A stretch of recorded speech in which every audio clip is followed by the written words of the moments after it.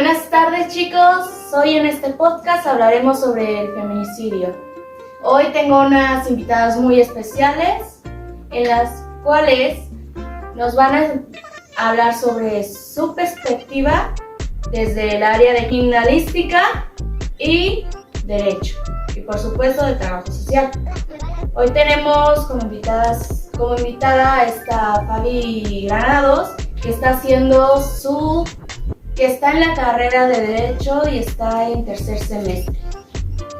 Y a María Sagrario, que ahorita está haciendo su servicio en la Fiscalía en la área de criminalística. Denles un fuerte aplauso. Hola. Ay. Y bueno, chicas, díganme cómo han estado, qué cuentan. No, pues muy bien. Pues primero que nada bien, ya hace demasiado calor. Luego que cambios de clima, ¿no? La lluvia y todo eso. Uno ya no sabe ni qué ponerse. Pues muchas gracias, primero que nada, muchas gracias por invitarnos a este programa. La verdad estamos muy emocionadas por venir. Sí, ya hace falta regreso. Sí, ya. A chismear. Chismecito acá. Bueno, ¿qué les parece si vemos qué nos dice la Real Academia Española acerca del feminicidio? Bueno, nos dice que es el asesinato de una mujer a manos de un hombre por machismo o misoginia. Corresponde a la cuantificación anual de homicidios de mujeres asesinadas por razones de género. Y la opinión de la ONU dice que se define el feminicidio como un tipo de homicidio intencional con motivación por razones de género. Un detalle muy importante, el feminicidio no solo se puede dar en el hombre hacia la mujer, sino a mujer también con mujer. Dinos, Fabi, ¿qué por tu visión, qué crees que sea el feminicidio? Bueno, es que hay muchas perspectivas desde donde lo quieras ver. Por ejemplo, desde mi carrera, que ahorita estoy estudiando Derecho, pues de hecho en el Código Penal Federal, específicamente en el artículo 325, se nos dice que comete el delito de feminicidio quien prive de la vida a una mujer por razones de género. Y en base de eso hicieron algunas razones cuando concurran las siguientes circunstancias, es decir, son razones que se hicieron para identificar cuando fue un feminicidio. Algunas de ellas es la víctima presente signos de violencia sexual, pues puede ser de cualquier tipo. A la víctima se le hayan infligido lesiones o mutilaciones infamantes o degradantes, previas o posteriores a la privación de la vida o actos de necrofilia. Existen antecedentes o datos de cualquier tipo de violencia, ya sea en el ámbito familiar, laboral o escolar del sujeto en contra de la víctima. Haya existido entre el activo y la víctima una relación sentimental, afectiva o de confianza. Existan datos que establezcan que hubo amenazas relacionadas con el hecho delictuoso, acoso o lesiones del sujeto activo en contra de la víctima. La víctima haya sido incomunicada cualquiera que sea el tiempo previo a la privación de la vida. Y pues por último, el cuerpo de la víctima sea expuesto o exhibido en un lugar público. De hecho, no sé si tú en tu área, no sé si nos puedes confirmar estos datos son los que se necesitan para identificar si fue feminicidio o fue... Sí, no sé. de hecho, desde mi área, que es criminalística, se enfoca principalmente en descubrir de qué murió y cuánto tiempo lleva muerta. Cuando el cuerpo llega ya a la CEMEFO, normalmente sacan fotos de las lesiones externas y es cuando uno se da cuenta si fue golpeada o si fue herida por arma blanca o arma de fuego o proyectil de fuego. Y después se hace un análisis, se abre el cuerpo y se hace un análisis sobre las lesiones internas, como si fuera, no sé, el trayecto de la bala o así. claro, sí fue un proyectil de acuerdo. Pero sí, desde mi área se puede predeterminar cuánto tiempo lleva muerta. ¿Y no te afecta a ver estos cuerpos o no te preguntas dónde estará su agresor o su asesino? Pues sí, al inicio sí te preguntas que cómo es posible que un hombre tenga o cualquier persona tenga la mentalidad, bueno, tenga esos pensamientos de querer agredir a alguien hasta matar, pero una vez que ya estás ahí mucho tiempo, pues es algo que de lo que uno se va acostumbrando. De hecho, les quería comentar, si no sé si estuvieron enteradas de la noticia que se dio del 25 de marzo de 2015, que se dictó la sentencia sobre el caso de María Buenos Días. Escuché un poco, pero no. Sí fue escuchada, pero la verdad no. ¿Les parece que veamos un poco de esta noticia? Sí, claro.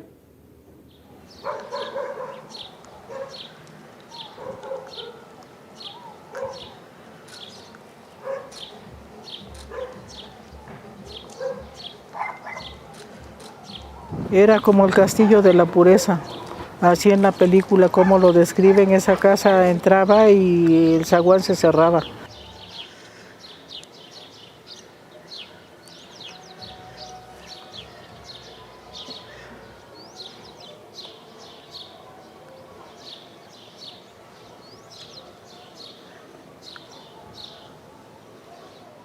El zaguán estaba abierto, la puerta estaba abierta, igual que da acceso a las habitaciones estaba abierta.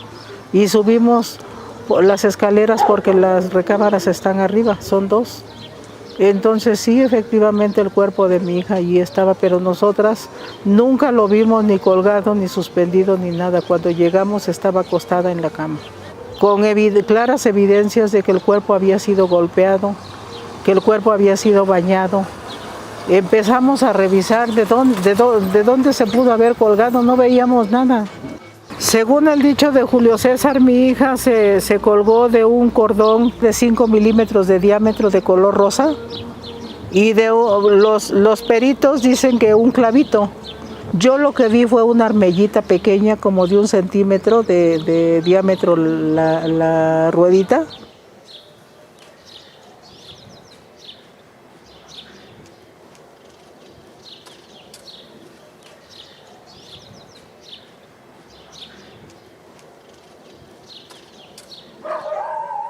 Lo que estamos exigiendo es una sentencia que siente un precedente de no repetición, nada más, pero nada menos.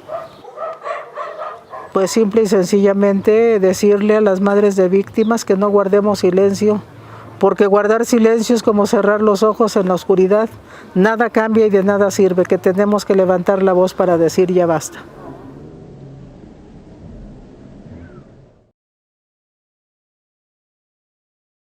Bueno, y hoy es un día muy relevante en el tema de la violencia de género y su combate, porque después de casi 13 años de impunidad, esta tarde el Poder Judicial del Estado de México dictó sentencia en contra del feminicida de Mariana Lima, un caso que cambió no solo la vida de la familia de esta joven, sino que también replanteó la forma de investigar las muertes violentas de las mujeres en el país. La historia nos la cuenta Azucena Rangel.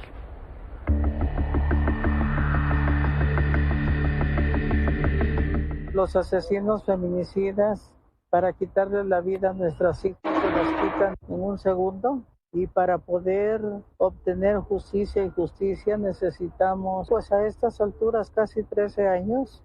El 29 de junio de 2010, Mariana Lima Buendía fue encontrada sin vida en su casa en Chimalhuacán, Estado de México. Fue su marido, Julio César, quien reportó el hallazgo. Aseguró que se había suicidado y así lo consignó la entonces Procuraduría Mexiquense. Con esta hipótesis del suicidio, a pesar de la denuncia de la señora Irinea sobre la violencia que vivía su hija, sobre la intención de separarse días antes de ocurrido el hecho.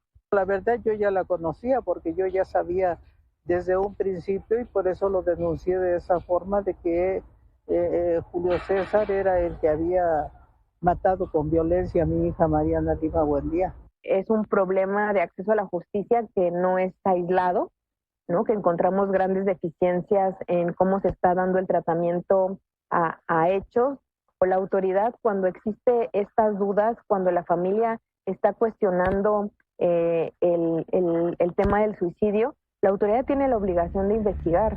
Pese a las dudas de la familia, el 9 de septiembre de 2011 se determinó el no ejercicio de la acción penal, porque según las autoridades no había elementos suficientes que acreditaran la responsabilidad de Julio César en la muerte de la joven de 29 años. Sin embargo, Irinea no se dio por vencida y en 2013 metió un amparo ante la Suprema Corte de Justicia de la Nación para que el caso se reclasificara como feminicidio. El caso fue atraído por la ministra Olga Sánchez Cordero y posteriormente presentado por Alfredo Gutiérrez Ortiz Mena en la primera sala de la Corte. Dije, sí podemos hacer algo muy importante, porque podemos nosotros, en la sentencia, dar los parámetros de cómo debe investigarse la muerte violenta de una mujer. El 25 de marzo de 2015 se dictó la sentencia a Mariana Lima Buendía, la cual no solo determinó que su muerte fue un feminicidio, sino que a partir de su caso todas las muertes violentas de mujeres deberían investigarse con perspectiva de género. 6 años después de su muerte, el caso de Mariana fue reabierto como feminicidio y el 29 de junio de 2016, Julio César fue detenido y vinculado a proceso. La muerte de Mariana ocurrió en un contexto donde el delito de feminicidio ni siquiera se encontraba tipificado, ya que fue hasta 2012 cuando ese término se incluyó en el Código Penal Federal. Esta sentencia se convirtió en un referente para toda América Latina y yo creo que mundial, porque el tipo de feminicidio, el tipo penal de feminicidio, no estaba ni siquiera establecido en muchísimos códigos penales de la región y del mundo. Quienes acompañamos el caso de Mariana, pues hemos vivido en carne propia lo que implica la búsqueda de justicia por tantos años. Apenas el 12 de octubre de 2022, más de 12 años después del feminicidio de Mariana, se llevó a cabo el cierre de juicio y 2 semanas después se presentaron las conclusiones finales. 13 años después del feminicidio de Mariana Lima, el 13 de marzo, el Poder Judicial del Estado de México dictó una sentencia condenatoria de 70 años de prisión en contra de Julio César Hernández por homicidio doloso, ya que el crimen ocurrió en 2010 y la ley no es retroactiva. Con imágenes de Erika Vázquez y Oscar Aro, para Milenio Noticias, Azucena Rangel.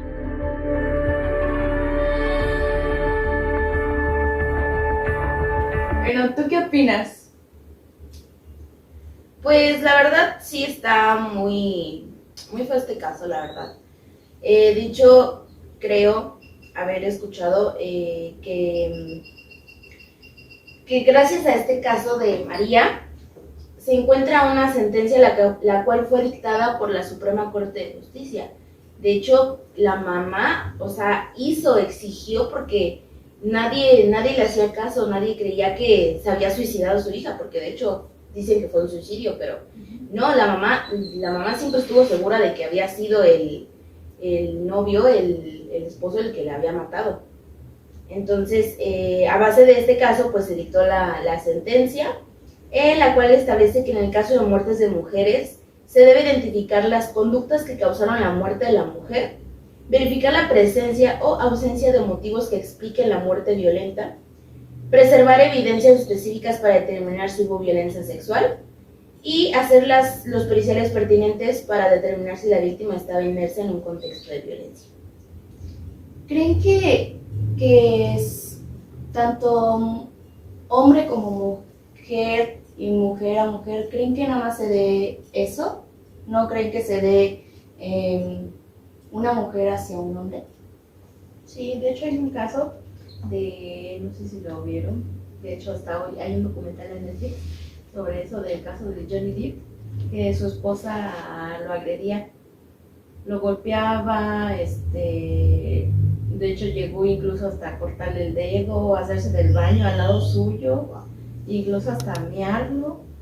Y una vez estando en la corte, pues empezó a decir que él la había agredido, que le había pegado, pero no había ninguna fotografía, por lo cual fue más creíble que ella estaba mintiendo, porque de vez en cuando tenía decía que no, que él me aventó. Y luego, no, es que yo me caí. Entonces, O sea, se contradecía se contradecía ella misma. mucho. Ajá. Entonces, pues yo creo que sí es más común entre mujeres a hombres, pero creo que no es muy escuchado porque normalmente estamos acostumbrados a que la mujer es la víctima.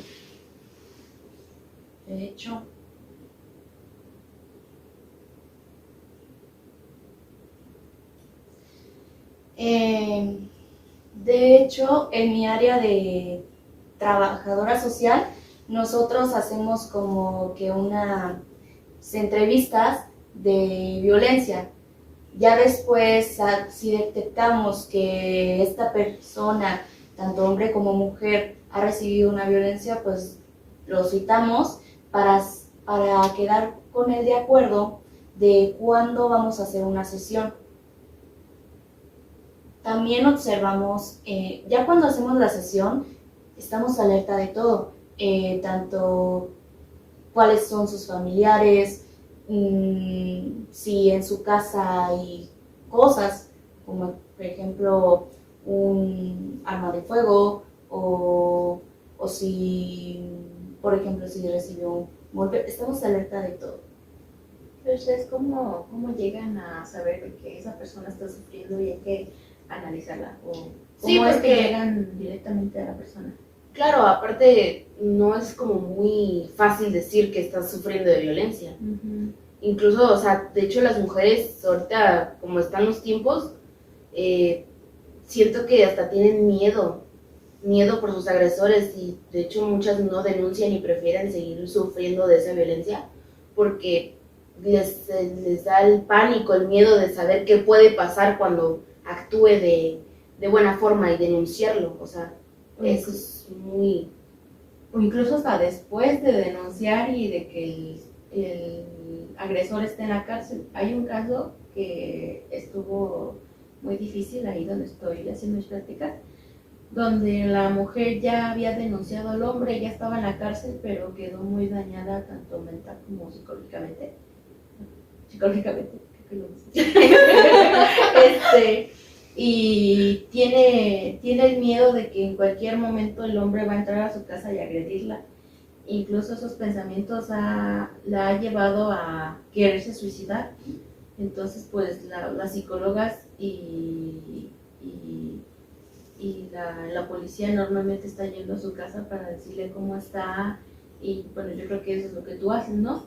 Investigar si la persona va a estar bien viviendo por sí sola o tendrá que llevarla a un psiquiátrico.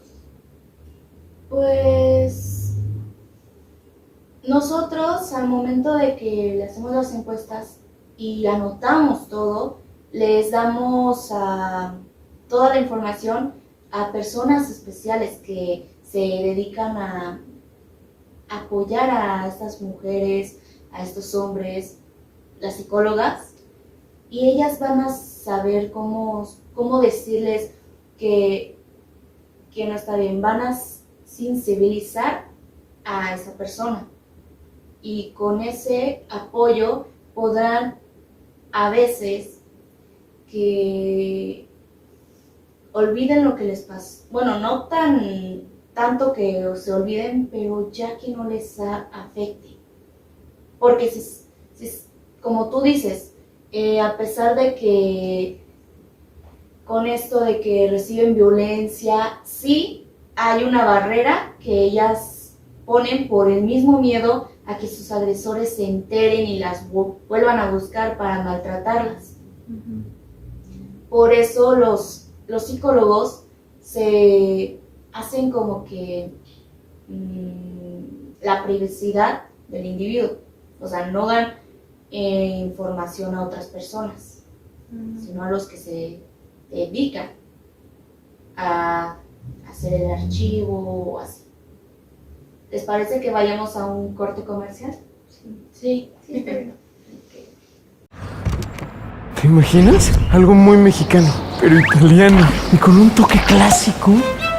Eso tiene la Crazy Cross Duo de Little Caesars que estás viendo. ¡No es la tele! Llegó la nueva Crazy Cross Duo, mitad chorizo, mitad pepperoni con pimiento y orilla sabor hierbas italianas a solo 129 pesos. Solo en Little Caesars. Pizza, pizza. ¡Regresamos! Y bueno, ¿qué más opinan? Pues de hecho, bueno, no sé, también relacionado con este tema que estamos tratando, el feminicidio, no sé si escucharon que aquí en el estado de Querétaro, en la Universidad de la UAC, que es la Universidad Autónoma de Querétaro, un alumno, de hecho estudiante de la carrera de psicología, dice que, de acuerdo con testigos de la expareja, apuñaló a su novia. Esta chica se llamaba Valentina y la apuñaló con solo 17 años de edad. Bien chiquita. Sí, la verdad es muy feo este caso. Y además el tipo después de que la apuñaló, huye, se va. Ah, qué cobarde. Entonces, pues ya se dio que le apuñalaron porque a Valentina pues en la necropsia, ¿sí se dice necropsia? Cuando sí. La necropsia, en los resultados salió que sí fue apuñalada con un arma blanca, pues que puede ser un cuchillo, un desarmador, un picayelo, o sea, todo lo que tenga punta. Entonces, sí, fue encontrada en su domicilio en el centro, en la calle de Madero, me parece. Y sí, fue muy sonado este caso, fue muy sonado porque a raíz de este caso, la UAC, ya los alumnos decidieron ya ponerse como hacer huelgas, ya que ya varias ocasiones ya se habían reportado al director todo lo que había de violencia, de acoso, que bueno, pues todo lo relacionado a lo de la violencia y todo eso. Y los directores todos hacían caso omiso a las peticiones de los alumnos.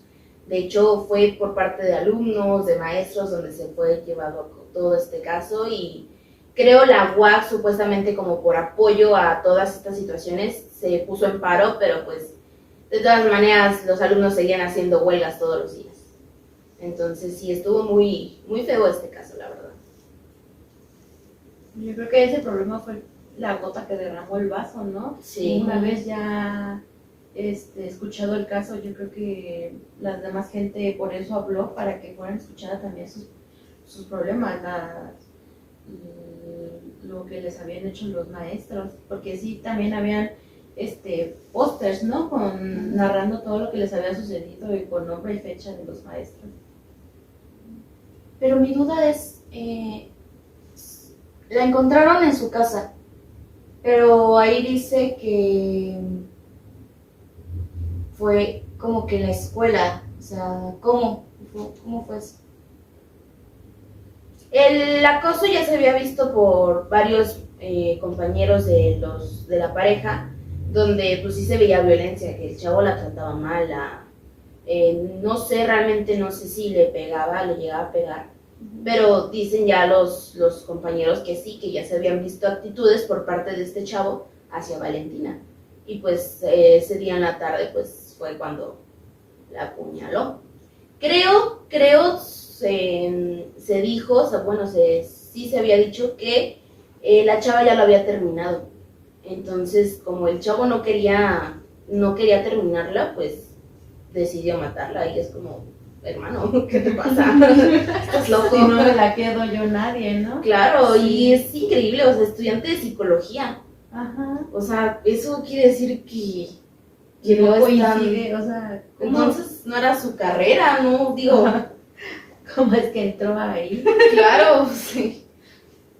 Bueno, y de hecho no solo se ve en la vida real, sino también la podemos ver en La Rosa de Guadalupe. Esos tipos de casos que sus parejas, los hombres, dicen, si no eres mía, no eres de nadie. Sí, y hasta las llegan a matar. Puede sonar cómico, pero es la realidad. Es una triste realidad que pasa aquí. No. Y pues sus familias Pues los entiendo, o sea, deben de sentir un sentimiento muy feo a ver estos casos. Y más si son tanto de sus propias hijas como de sus propios hijos. Sí. Y tú, por ejemplo, bueno, no sé si sea de tu área o colabores en esta parte, ¿cómo pueden deducir qué es lo que le llevó a la persona, ¿cómo se puede decir? Como al hombre, a hacer esto, a realizar estos actos? Pues mira, nosotros hacemos un genograma en la que ponemos casi todos los datos de tanto familiares como ya otros tipos, y ahí podemos ver si si esa persona sufre de violencia o si ha tenido un trauma que lo haya ocasionado tener este comportamiento. Pero en ese caso, ha habido casos en el que el agresor ha tenido una vida muy tranquila, sin ningún trauma, sin Con sus padres. Ajá, una vida muy feliz, y Ese pues ha llegado a matar hasta una persona. ¿Tú cómo podrías decir que sucedió eso?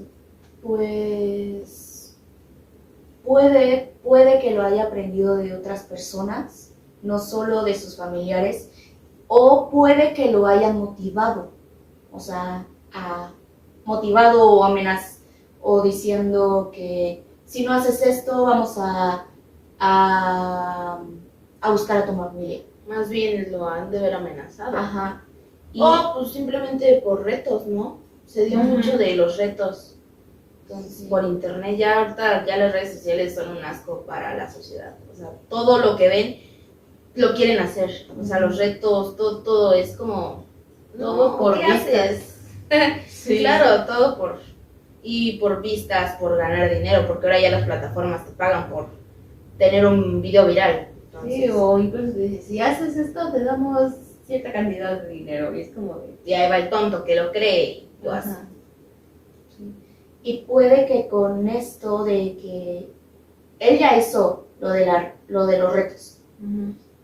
al momento de hacerlo puede que haya sentido una Satisfacción. satisfacción de ese sentimiento, y ya teniendo eso pues lo vuelve a hacer hasta que le ocasiona esto.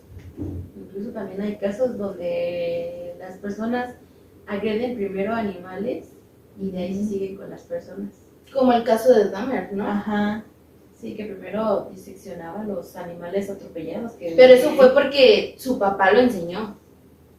O sea, y yo siento que ya después se vuelven como una adicción, y a raíz de esa adicción quieren más y quieren seguir siendo más. O sea, yo no sé, me da como mucha cosa todo este tema, porque es muy importante. es que sí está la duda de saber como por qué te llevó a hacer eso, ¿no? Entonces, pues sí está Todo muy... tiene un inicio. Sí. Ay, no. Y últimamente es muy difícil de saberlo, porque ya no hay mucha comunicación entre hijo y padre, por lo mismo de las redes sociales. Ya cada uno se informa mediante Google, videos, ya no es directamente con los papás de que, oye, ¿y esto cómo es? ¿Por qué hacen esto? No, ya. Y es muy malo, se ve muy malo, pero creo que al parecer para los papás es como, ya, el niño está llorando, dale el teléfono. Sí, ya. O sea, ya no hay como esa, ¿cómo se puede decir? Como prudencia o... No sé, pero ya no está como esa parte del padre e hijo, la educación. No, o sea, porque todo viene desde casa, desde la educación, tecnología. desde la comunicación. Y ahorita ya con la tecnología, para los niños chiquitos, dices, o sea, ¿por qué no le enseñas primero todos los valores? Y el de respetar a las mujeres, el de respetarte a ti mismo. Entonces ya todo lo ven desde internet, y hay gente que te malinforma y tú crees eso. Uh-huh. Incluso, no sé si han visto o han ido a los pasillos de juguetes de niños. O sea, ya no hay de que hay un perrito y que un peluche, ¿no? Ya son teléfonos miniatura con imágenes o tabletas. O sea, ya no, últimamente la tecnología está muy avanzada y ya se está acoplando a los niños de menor edad. Ya desde el inicio se les está diciendo, tú tienes que seguir esto, tienes que saber usar esto, si no, no la vas a armar. Pero esos mismos padres no saben el riesgo que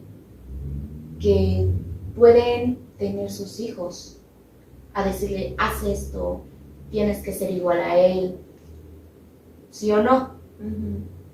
No miden las consecuencias simplemente. No, la verdad no.